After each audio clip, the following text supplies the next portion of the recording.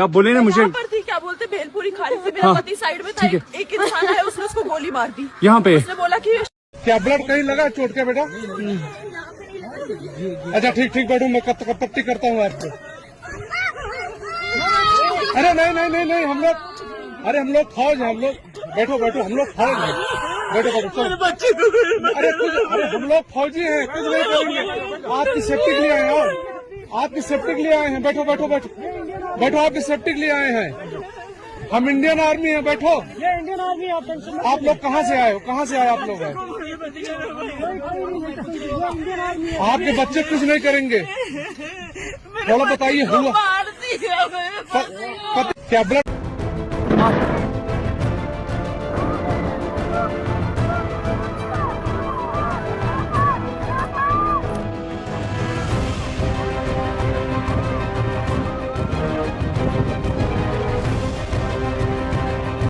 Police के वर्दी में 2-3 लोग टहल रहे हुए होते हैं और उनके हाथों में बड़े बड़े हथियार होते थे, बंदूक और कुछ बम थे और बम से भरा हुआ बैग भी था। इसी बीच एक पति और पत्नी ने मैगी का ऑर्डर दिए होते हैं। पति चला जाता है मैगी लेने और पत्नी वहीं पे इंतज़ार करने लगती है। पत्नी बैठी हुई होती है, तभी पति मैगी लेके आता है और वो दोनों जैसे ही खाना शुरू करते हैं तभी एक वर्दी में व्यक्ति आता है और उस पत्नी जो होती है उसके पति से पूछता है कि क्या तुम मुसलमान हो। उसका पति इग्नोर करता है और कहता है जा भाई अपना काम देख, इससे क्या तेरा लेना देना। लेकिन फिर दोबारा वर्दी वाला पूछता है क्या तुम मुसलमान हो। उसके बाद वर्दी वाला फिर पूछता है कि कुछ आयत या फिर कलमा सुना दो। वो व्यक्ति फिर उसका मुंह देखता है और कहता है अरे भाई क्यों परेशान कर रहे हो। उसके बाद पति जो है मैगी खाने लगता है।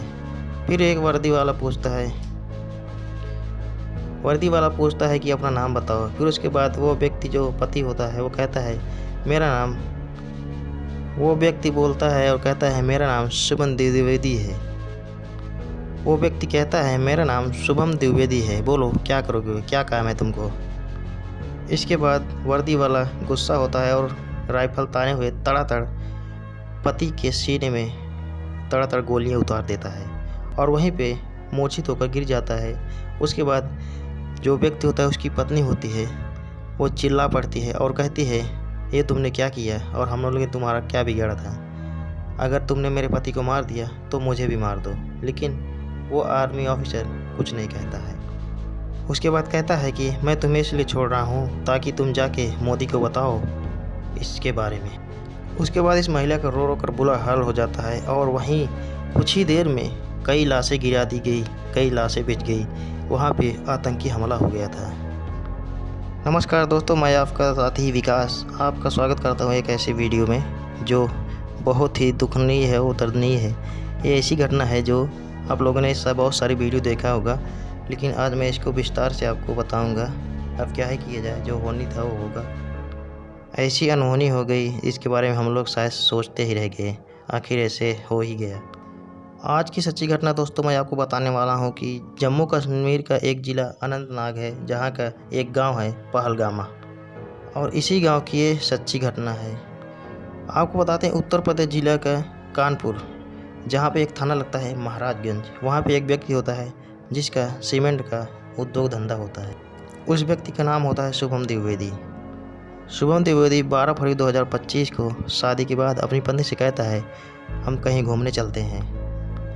उसके बाद ये लोग परिवार के सदस्यों को भी कहते हैं कि चलिए कहीं घूमने चलते हैं। इसी तरह घर के परिवार सदस्यों ने अपना अपना नाम अंकित किया और देखते देखते परिवार के 9 लोग हामी भर देते हैं और घूमने के लिए तैयार हो जाते हैं। ये लोग 16 अप्रैल 2025 को जम्मू कश्मीर के श्रीनगर में पहुंच जाते हैं। उसके बाद ये लोग वहीं पर ठहरते हैं। उसके बाद सुबह होती है, ये लोग अलग अलग एरिया में घूमने के लिए निकल जाते हैं। आपको बता दें फिर से कि परिवार के कुल 9 सदस्य होते हैं। ये लोग पहले घूमने के लिए जाते हैं सोनमर्ग, इसके बाद जाते हैं गुलमर्ग। उसके बाद इधर उधर घूमने के बाद ये लोग रूम पे आराम करने के लिए चले जाते थे। उसके बाद ये लोग 22 अप्रैल 2025 को घूमने का प्लान पहलगाम की ओर निकलते हैं। इसको मिनी स्विट्जरलैंड भी कहा जाता है। परिवार के सदस्य लोग वहाँ पहुँचते हैं और पहुँचने के बाद वहाँ पे जो शुभम होता है वो अपनी पत्नी के साथ और उसका चचेरा भाई जो साथ में होता है, ये लोग मिलकर चले जाते हैं। और परिवार के कुछ सदस्य जो वहीं जहाँ रूम लिए होते हैं वहीं पे ये लोग रुक जाते हैं। ये लोग पहलगांव की ओर पहुँचते हैं। वहाँ पे एक घाटी होती है, बेसल घाटी। उस घाटी से 10 किलोमीटर जाने के लिए घोड़े को सहारा लिया जाता है और ये लोग घोड़ा करते हैं और उसी के द्वारा जाते हैं। आपको बता दें, सफ़र के लिए चढ़ाई ऊंचाई बहुत होती है, इसलिए लोग पैदल चलते चलते थक जाते हैं। इसलिए ये लोग घोड़े का सहारा लेते हैं और घोड़े के द्वारा कुछ पैसे लिए जाते हैं। उसके बाद लोगों को जल्दी से जल्दी और कम समय में पहुंचा देते हैं। तो यही घोड़े ये लोग भी किए हुए होते हैं और ये लोग निकलते हैं। परिवार के सदस्य लोग तो नहीं जाते, लेकिन शुभम द्विवेदी और उसकी पत्नी और उसके साथ में चचेरा भाई और उसकी भी पत्नी, ये लोग निकल जाते हैं घूमने के लिए। घोड़े वाला कहता है कि साहब, आप जाके वहाँ पे टिकट ले लीजिए और मैं इधर खड़ा हूँ और आपको यहाँ का बहुत ही सुंदर नज़ारा आपको दिखाऊंगा, बहुत अच्छा है देखने के लिए। आप टिकट ले लीजिए, उसके बाद हम आपको घोड़े पर बैठा करके ले चलता हूँ। इसके बाद ये बात शुभम द्विवेदी सुनकर बहुत ही खुश होते हैं और कहते हैं, मैंने पूरा कश्मीर तो घूम लिया, अब यहाँ भी घूम लेते हैं और यहाँ का जन्नत भरी जैसी जो देखने योग्य चीज़ें हैं, अब मैं इसको भी देखूंगा और आनंद लूँगा। बहुत ही सब लोग प्रसन्न होते हैं और जो चारों लोग तैयार हुए होते हैं और ये लोग बहुत ही खुश होते हैं। चढ़ाई करते करते जानते हैं आप लोग, ऊंचाई पे व्यक्ति को भी प्यास लग जाता है चढ़ते चढ़ते। वैसे ये लोग भी उसी तरह इनका भी हाल हुआ, चढ़ते हुए होते हैं और बीच में बोरिंग फील होता है। ये लोग थोड़ा रेस्ट करने के लिए बीच रास्ते में उतरते हैं और वहाँ पे खाने बोलते हैं कि चलो कुछ खा पी लेते हैं, प्यास भी लगी हुई है। और वहाँ पर इन लोगों को जहाँ पे वो रुकते हैं वहाँ पे मक्का की रोटी मिलती है और कुछ साग सब्जी मिलती हैं और वहाँ पे ही खाने के लिए मैगी मिलती है और इसके अलावा बहुत कम चांस होता है कुछ मिल जाए खाने के लिए। ये लोग मैगी का ऑर्डर करते हैं और कुछ देर आराम करते हैं और ये लोग मैगी के लिए इंतज़ार करते हैं। जहाँ पे ये जो है शुभम द्विवेदी बैठे हुए होते हैं, वहाँ पे 3 लोग आते हैं वर्दी पहने हुए और उसके पास ही आके खड़े हो जाते हैं। पहुंचने के बाद शुभम से पूछते हैं कि क्या तुम मुसलमान हो। ये बात सुनने के बाद शुभम अचंभित हो जाता है, आखिर ये लोग ऐसा क्यों पूछ रहे हैं, आखिर है तो एक जवान ही। जो शुभम द्विवेदी है सही से उससे बोलता नहीं है, जो वर्दी वाला होता है उससे थोड़ा बहुत बहस हो जाती है। फिर उसके बाद वर्दी वाला बोलता है कि क्या तुम्हारा क्या नाम है। फिर भी शुभम द्विवेदी उसको लगता है और कुछ नहीं बोलता है और कहता है, भाई आप अपना काम करो, तुमको इससे क्या लेना देना। दोबारा जब वर्दी वाला पूछता है कि अपना नाम तो बता दो, तो बोलता है जब शुभम द्विवेदी। उसके बाद वो आदमी इनके सीने में तड़ातड़ गोलियों से छलनी कर देता है और वहीं पे गिर जाते हैं शुभम द्विवेदी। उनकी पत्नी जो है चिल्लाते हुए बहुत रोती है और कहती है कि आपने मेरे पति को मार दिया तो मुझे भी मार दीजिए, मैं यहाँ पे जी के क्या करूँगी। तो आतंकवादी बोलता है कि मैं तुम्हें इसलिए छोड़ दे रहा हूँ क्या, ताकि तुम जाके मोदी को बताओ। इसके बाद एक ऐसी ही घटना मुंबई की है, थाना पुणे की, जहाँ पे एक परिवार सहित लोग होते हैं, घूमने के लिए जाते हैं और तड़ातड़ गोली की आवाज़ सुनकर वो लोग भागते हैं। भागने के बाद एक टेंट में छुप जाते हैं, सोचते हैं कि टेंट में ये लोग बच जाते हैं। और आपको बता दें कि इनका परिवार जो है 5 लोगों का सदस्य था। ये लोग टेंट में जाके छुप जाते हैं, सोचते हैं कि आतंकवादियों से हम लोग बच जाएंगे, लेकिन ऐसा होता नहीं है। एक वर्दी वाला उनके टेंट के पास जाता है और वहीं से खड़ा होता है, कुछ देर देखता है ताकता है, उसके बाद एक आवाज़ लगाता है। आवाज़ लगाने के बाद एक बुजुर्ग होते हैं जिनका उम्र जो है 54 साल होता है, उनका नाम संतोष जगदाले होता है और वहीं बाहर निकलते हैं। और उनकी बेटी जो होती है मीडिया में रहती है, जिसका नाम आशा जगदाली होता है। संतोष जगदाले से वो लोग कहते हैं, चौधरी तू इधर आ जा, यहाँ पे आ जा। और 54 साल का आदमी बाहर आता है और वर्दी वाला पूछता है कुछ याद है, और बुजुर्ग आदमी पूरी तरह से डरा हुआ होता है। बुजुर्ग जो है डरा हुआ होता है और उनसे फिर पूछता है कुछ याद है तुमको। बुजुर्ग कहता है क्या याद है, तो वर्दी वाला पूछता है कुछ कलाम आयत वगैरह कुछ तुमको याद है या फिर जो है कलमा ही सुना दो। तो बुजुर्ग आदमी बहुत डरा हुआ होता है, उसके हाथ पैर कांपते लगते हैं। इसके बाद वर्दी वाला उनकी पहली गोली जो मारता है कान के साइड से मारता है, उसके बाद दूसरी गोली जो सीने पर मारता है, उसके बाद बुजुर्ग व्यक्ति घूमने लगता है, तो उसके बाद तीसरी गोली उसके पीठ पे मार दी जाती है। उन व्यक्ति की चीखें सुनने के बाद उनके भाई होते हैं जो निकलते हैं। चीखें सुनने के बाद उनके भाई को स्तंभ निकलते हैं बाहर और देखते हैं कि उनका भाई जो है मारा जा चुका हुआ होता है, वो भी आतंकवादी के गोलियों से। चिल्लाने लगते हैं जब उनको भाई भाई कह के जो वर्दी वाला आतंकवादी होता है उनको भी गोलियों से भूंज देता है। उसके बाद आपको ले चलते हैं हरियाणा का एक करनाल रखता है, वहाँ सेक्टर 7 का एक गांव वहीं रहता है जिसका गांव का नाम होता है भोसली। वहाँ पे एक लेफ्टिनेंट जो कि नेवी में होते हैं, उनका नाम विनय होता है, विनय नरवाल। इनकी शादी 16 अप्रैल 2025 को होती है, जो कि हिमांशी नाम की लड़की से होती है। शादी जो होने के बाद इनका मसूरी में जो है प्रोग्राम करते हैं, वहीं प्रोग्राम में जो है वहीं पे इनकी जो है पोस्टिंग होती है केरल के कोच्चि में। ये लंबी छुट्टी लेकर के आए हुए होते हैं 16, जबकि इनकी शादी पड़ी हुई होती है, उसकी छुट्टी लेकर काफ़ी दिन के लेके आए हुए होते हैं। 16 अप्रैल इनकी शादी होती है। शादी के बाद ये लोग घूमने का प्लान बनाते हैं और घूमने के लिए निकल जाते हैं। ये लोग पहले तो विदेशों में घूमते हैं, फिर स्विट्ज़रलैंड में भी घूमते हैं, कई जगह घूम जाते हैं ये लोग और घूम के आते भी हैं। ये लोग यूरोप का जो है वीज़ा अप्लाई किए होते हैं घूमने के लिए, लेकिन किसी कारणवश वो वीज़ा कैंसिल हो जाता है और इन लोगों का प्लान यूरोप घूमने का कैंसिल हो जाता है। उसके बाद ये अपनी पत्नी से कहते हैं क्या दिक्कत है, यूरोप नहीं घूम पाए तो क्या दिक्कत है, हमारे जो है देश में भी तो मिनी स्विट्ज़रलैंड है जिसको यूरोप बोला जाता है, तो वहाँ पर हम चलते हैं घूमने के लिए। पत्नी भी राज़ी हो जाती है कि चलिए ठीक है। ये लोग टिकट बुक करा के जम्मू कश्मीर के श्रीनगर में पहुंच जाते हैं। श्रीनगर जब ये पहुंचते हैं, वहां जाने के बाद सबसे पहले इनका रूप था जो मिनी स्विट्ज़रलैंड घूमने का प्लान था। इनका पहला ट्रिप था पहलगांव का। इनके पत्नी का सपना था कि यूरोप घुमाने का, और ये लोग इसीलिए मिनी स्विट्ज़रलैंड का नाम से वो पहलगांव का जो है ये लोग टिकट सबसे पहले कराते हैं। और वहाँ पे ये लोग पहलगांव की बेसन घाटी देखने के लिए जाते हैं। वहाँ पर ये दोनों पत्नी पत्नी आपस में एंजॉय करते हैं, करते हुए आपस में बात करते बैठे हुए होते हैं। तभी वहाँ पे गोलियाँ चलने लगती है और इनके पास भी आते हैं जो वर्दी पहने हुए लोग।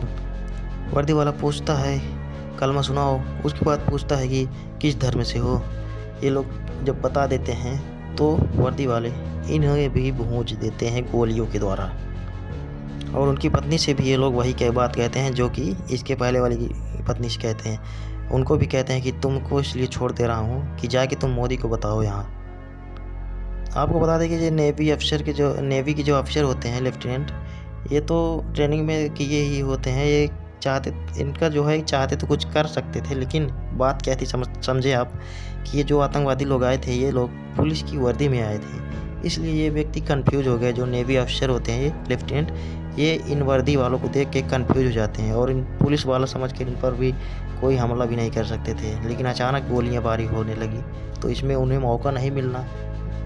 मौका नहीं मिला सामना करने का। जब ये लेफ्टिनेंट के घर पे ये बातें पता चलती है तो घर वालों में कोहराम मच जाता है और रो रो कर उन लोगों का बुरा हाल हो जाता है, क्योंकि आने वाला जो 2 मई होता है उसी तारीख को इनका बर्थडे होता है। घर वालों का विश्वास टूट गया, सपना टूट गया।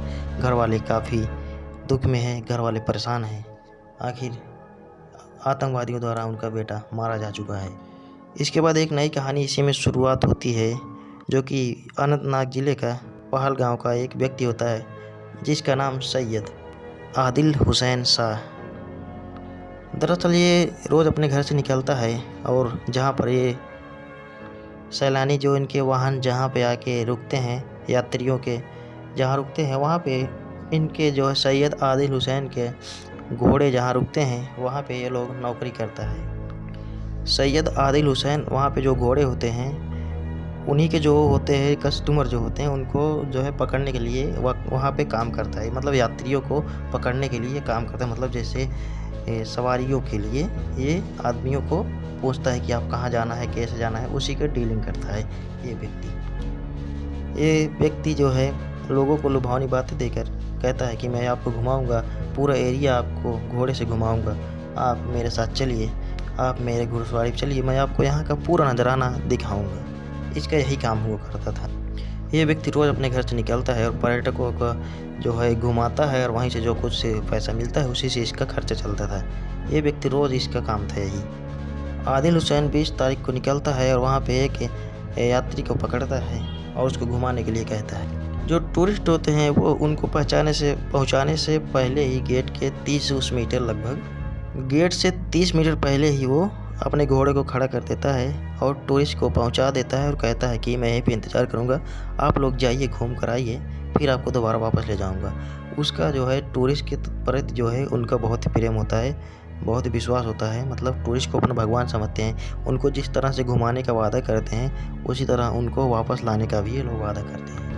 ये लोग यही काम करते हैं कि टूरिस्ट के साथ जाते हैं और वहाँ पे कहते हैं सर मैं आपका फ़ोटो खींच दूँगा, ऐसी चीज़ें उनसे कहते हैं और टूरिस्ट खुश होकर उनको कुछ इनाम देते हैं, कुछ पैसे देते हैं। उसी के लिए ये लोग ऐसा करते हैं और उनको खाने पीने के लिए हर चीज़ें लाते रहते हैं। तो टूरिस्ट लोग इसी खुशी से उनको कुछ पैसे देते हैं। यही करता था वो, इसी से उस व्यक्ति का खर्च चलता था। आदिल हुसैन उस गोलीबारी में भी मारा जाता है और वहाँ पे भी इसकी मृत्यु हो जाती है। आतंकवादी इसको भी नहीं छोड़ते हैं। जब आदिल की हत्या की जानकारी आदिल के परिवार को पहुँचती है तो परिवार वालों का रो रो कर बुरा हाल हो जाता है। ये जो मजदूर है, जो अपने परिवार का भरण पोषण करने वाला, कमाने वाला इकलौता और अकेला लड़का था, अब घर वाले कहते हैं अब उनको कमा कर कौन खिलाएगा। उनका रोजी रोटी छिन गया, उनके घर का दिया जो है बुझ गया। ऐसी एक स्टोरी है जो कि बिहार प्रदेश के है, जिला रोहतास के अहुरी के रहने वाले एक व्यक्ति होते हैं जिसका नाम मनीष रंजन होता है। उनकी उम्र 42 साल होती है। ये आईबी में अफसर होते हैं और हैदराबाद में इनकी पोस्टिंग हुई होती है। इनकी पत्नी, इनका नाम जया अमित शाह होता है।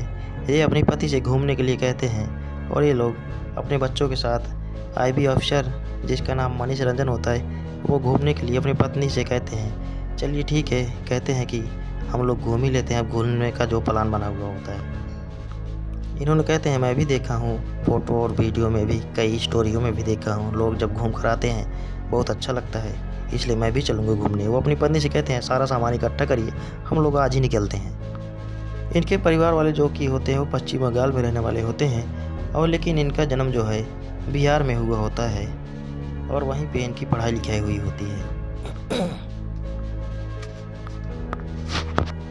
ये भी छुट्टियां मनाने के लिए अपनी बेटी और बच्चे, जो एक बेटा होता है, और अपनी पत्नी के साथ ये लोग घूमने के लिए पहलगाम की ओर निकल जाते हैं। वहाँ पर भी आतंकवादी लोग इनसे पूछते हैं और कलमा वलमा सुनने के लिए कहते हैं। ये लोग नहीं सुना पाते हैं और वहीं पे इनको भी, इनकी बीवी और एक बेटी और एक छोटे से बेटे के सामने इनको भी गोलियों से भून देते हैं। वो लोग जो वर्दी वाले होते हैं आतंकवादी, वो लोग पत्नी जो होती हैं औरतें और बच्चों को मारते नहीं थे।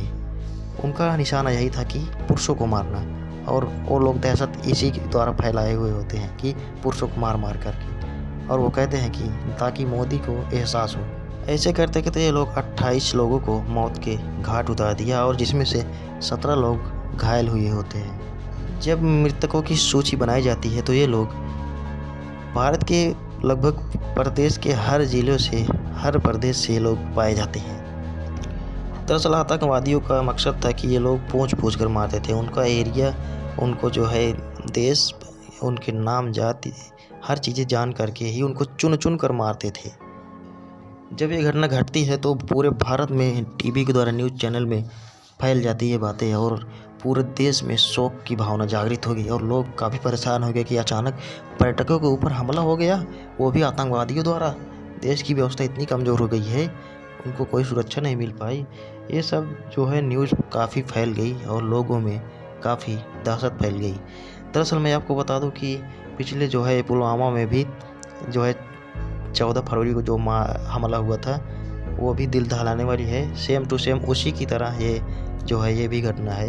ये भी लोगों, उससे ज़्यादा खतरनाक ये घटना है। ये तो और ही दहशत फैला दी है, लोगों के मन में बहुत ही शोक भाव उत्पन्न हो रहे हैं। आपको बताते हैं कि इसमें मृतकों में से काफ़ी विदेशी भी थे, जो कि नेपाल से कुछ लोग थे, 2 लोग यूके के थे, ऐसे ही विदेशों से ही काफ़ी लोग थे। पिछले जो है पुलवामा अटैक में फौजियों को टारगेट किया गया था, लेकिन इस बार इस वाले हमले में, पहलगाम वाले में, इसमें जो है यात्रियों को टारगेट किया गया है। फाइनली मोदी जी भी अपना कड़ा एक्शन ले लिए हैं और वहाँ पे जो है जिसके द्वारा ये लोग पानी वानी पीते थे उसको भी बंद कर दिया गया है। कई चीज़ों से इनको जो है जो लगभग जो चीज़ें भारत से उनको दिया जाता था वो सब चीज़ें रोक दी गई है। जल्द ही मोदी इसका जो है जवाब देंगे उनको। दरअसल ये जो हमला हुआ है इसका जो है जिम्मेदारी लश्कर-ए-तैयबा ने ली है और इन आतंकवादियों के स्केच भी बना ली गई है, जिसमें 3 आतंकवादियों का स्केच बना दिया गया है। 3 आतंकवादियों में से एक आतंकवादी का नाम आसिफ फौजी होता है और दूसरे आतंकवादी का नाम सुलेमान होता है और तीसरे का नाम अबू तलहा होता है। इन लोगों का स्केच बना लिया गया है और इनकी फ़ोटो बन चुकी है। इस हमले का मास्टरमाइंड जो बताया जाता है सैफुल्लाह खालिद होता है। ये सैफुल्लाह खालिद ये पाकिस्तान में रह रहा है। भारत सरकार ने वादा किया है कि इस जो है सैफुल्लाह खालिद को भी गिरफ्तार किया जाएगा और उसको भी सज़ा दी जाएगी। भारत सरकार ने यह संदेशा दिया है कि सैफुल्लाह खालिद को भी जल्द ही गिरफ्तार किया जाएगा और इस सब पीछे जो आतंकवादी हैं उनको तो जवाब दिया ही जाएगा। उनको किसी भी प्रकार से बख्शा नहीं जाएगा और उनको मार दिया जाएगा। कश्मीर में भी पुरानी जैसी शांति बहार हो जाएगी। किसी को डरने की ज़रूरत नहीं होगी, पुराने जैसा फिर से हो जाएगा।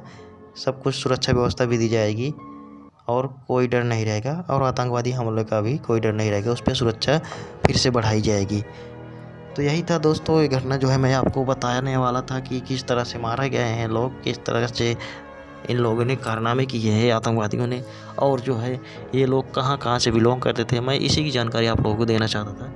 वीडियो अच्छा लगा होगा तो आप लोग चैनल को सब्सक्राइब कर दीजिएगा और लाइक कर दीजिएगा। और हाँ, हमारे जो लोग इतने 28 से अधिक लोग शहीद हुए हैं, इनके लिए हम लोग शोक संदेश जारी करेंगे, जो कि हमें 3 मिनट के लिए शोक धारण करना पड़ेगा। तो मिलते हैं किसी दूसरे वीडियो में ही जल्द ही। ऐसी जो है इसकी जानकारी मैं आपको दूंगा जो कुछ आगे होता है, तो वीडियो में बने रहिएगा।